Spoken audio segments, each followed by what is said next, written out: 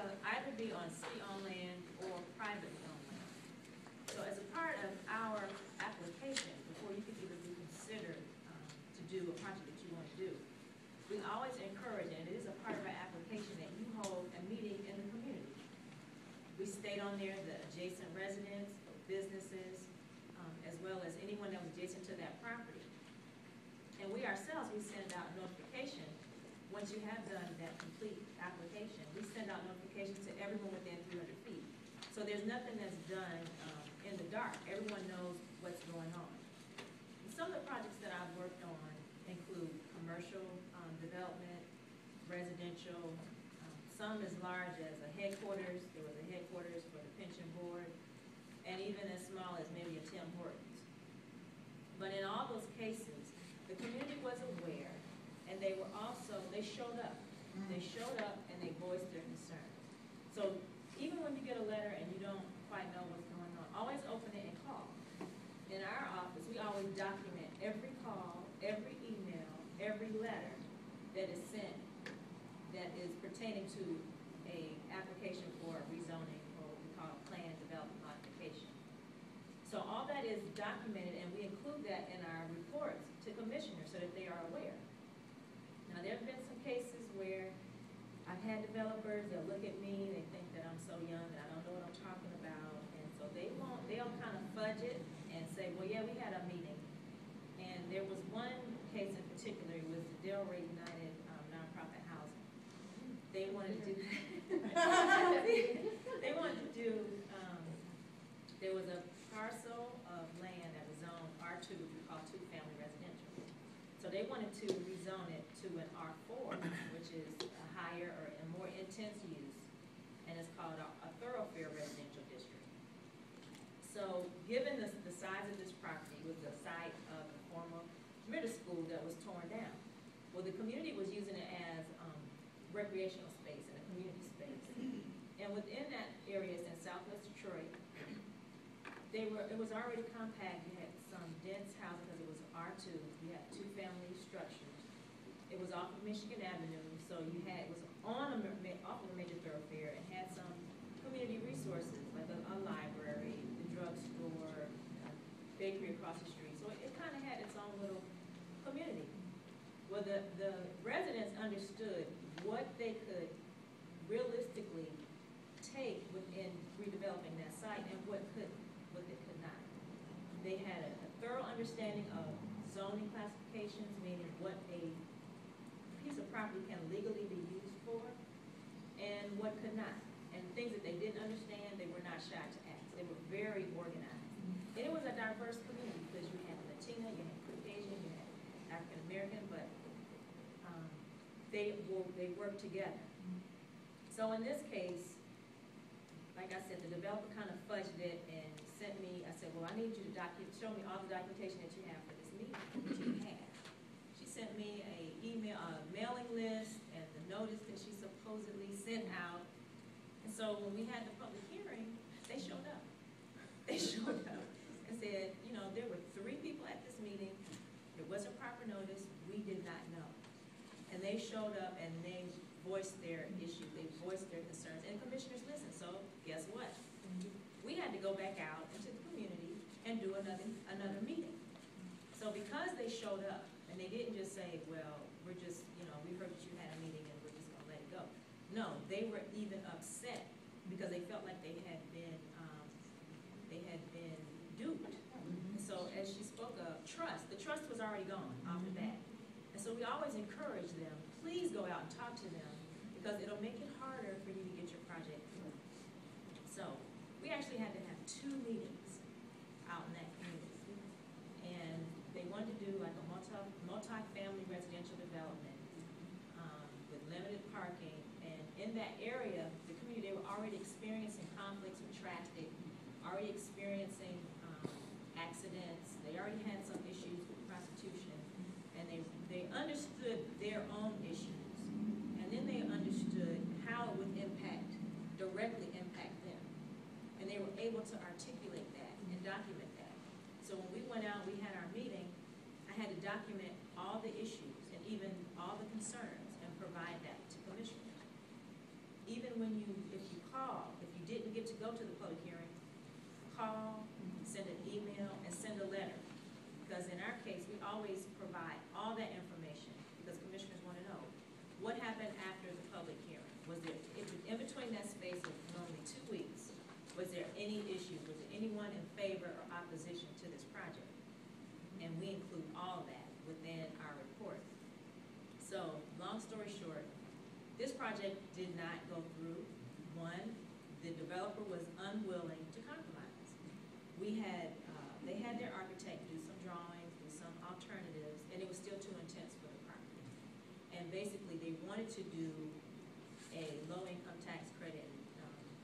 Curtis understands that through MISHDA for a more intense and dense development, but the site really wouldn't handle it. And the zoning classification, when we look at development, we also have to look at what they call the master plan, which holds the land uses, which are just like broad categories of things that can legally go in these areas. So in the case of the master plan, the proposed rezoning didn't fit the master plan as well because it was low to medium residential, density residential.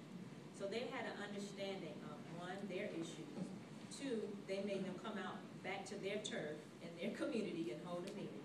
So they had them on their own turf. And three, they were more than willing to say no. You know, they were like, we have our issues now, and if you put more people in this area and it's too intense, we're gonna have a negative impact on our quality of life. So one, showing up, even if you don't show up, call, write, send a letter. And three, like she said before, being willing to say no. That was one of the, it was a lot of work, but it wasn't high profile. But I did have a high profile project with the Police and Fire Retirement and General Retirement Systems that wanted to do a headquarters on Jefferson Avenue. If anyone is familiar with Jefferson Avenue, there are a lot of high-rise buildings. Historically, it's known as the Gold Coast, and they're high-rise residential buildings. Well, they wanted to do an office use on a piece of property that was right in between two apartment buildings. So again, I mean, they showed up and they were disruptive in a nice way, but they made sure this use is too intense for this piece of property. It does not fit. It did not fit in the master plan. And sometimes you don't always have, you mentioned the governmental support, you may not always have that. So for myself, I would always be neutral and always give the facts from both sides and work with both sides. But sometimes you don't always have that. So even in the lack of support in terms of a determination, because it was one department that would not give me the determination for a while, but we had to keep moving forward. And like I said, we had, again, 2 community meetings out in their community, on their turf, and again, we had alternatives for development. So I guess the developer felt that if they would do a residential component to this office piece, that it would appease the residents. Well, if you look at this site, it's off of the river. So it's on Jefferson, and Detroit River is right behind it. So it kind of goes and then it drops off. So they wanted to do like a six-story residential building at the back of that piece of property.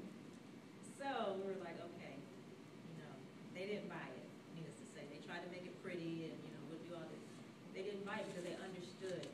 Now it's even more intense than what you are proposing. And, you know, that's just not going to work. And I mean, it hit the newspapers. And I told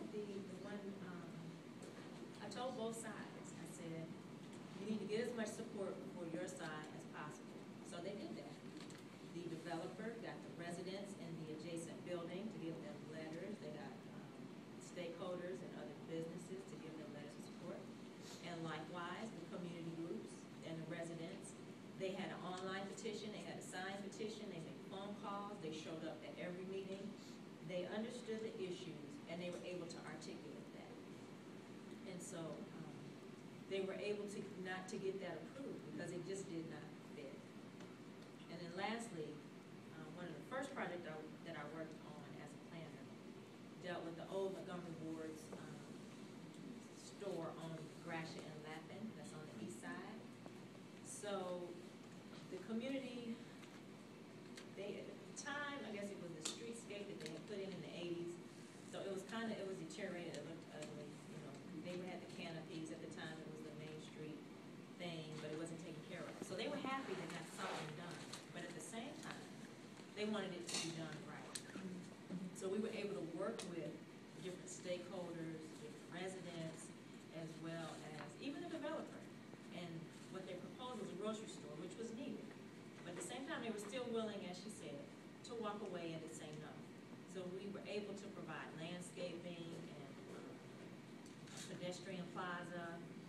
And I learned the hard way, and this is not to knock any developer, because sometimes they don't always do what they say they're going to do when they're going to do when they're supposed to do it. So what I would do is get them to make the changes to the site plans before they were approved, not afterwards. Because we can use conditions for like a plan development.